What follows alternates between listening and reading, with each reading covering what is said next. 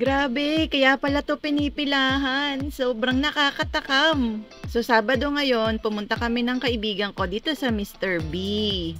Kaya ayan, o-order na kami. Tingnan mo naman, nakakatakam. Saktong-sakto, hindi pa kami kumakain buong araw. Kaya ayan, samahan mo kami kumain. Tikman natin yung sabaw. Nasa diet pa tayo nito ah. Sarap ng sabaw.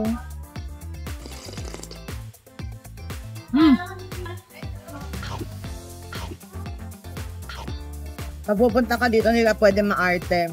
Kasi siksikan talaga siya. Pero maganda yung system nila.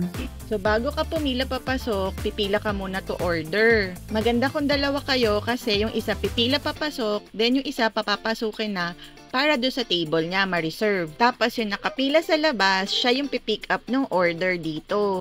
Madali lang kasi 20 minutes lang kaming pumila, tapos nandito na kami sa loob. Bibigay mo lang yung resibo kay ate, then ipe-prepare na niya yung order mo. Tago mo yung resibo mo kasi bibigay mo yan para makuha yung soft drinks mo. Sarap! Sarap ng sabaw, no? Ito yung mga simple joys eh. Yeah. Ano to? Sisip-sipik ko. Teka. Hindi siya masebo. Kasi meron silang tagatanggal ng sebo habang pinakukuluan. Nakakaumay pag may Oo. masaya. Alam mo yung ang sarap nito pag umuulan. Dapat lang dito may dala ka ng sarili mong tissue. Kasi wala silang tissue binibigay. Meron doon. Meron ba? Di ba na-judge ako? Tapos service lahat. Dapat lang kasi sa price eh. Tapos wag mainitin ng ulo sa mga bumabangga sa'yo. Kasi maliit lang yung place, ang daming tao.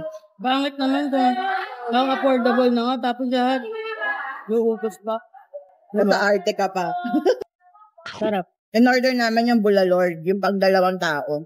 Anti drinks ba? 15 pesos daw. Pag umorder ka.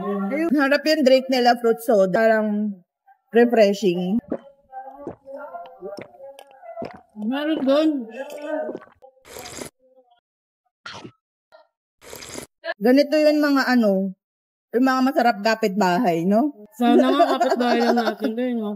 Wala ba sila ibang brand? Nawawala kasi yung hype kapag nilalagay na ibang lugar. Oo. 150 lang ba nito, no? Ha? 150 lang. Oo, 315 lang to.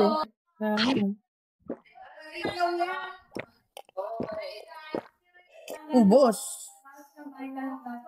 Sarap ba? Sobrang sarap. Grabe, sobrang worth it yung pag-uwi ko ng Nueva Ecija para sa gulala na to.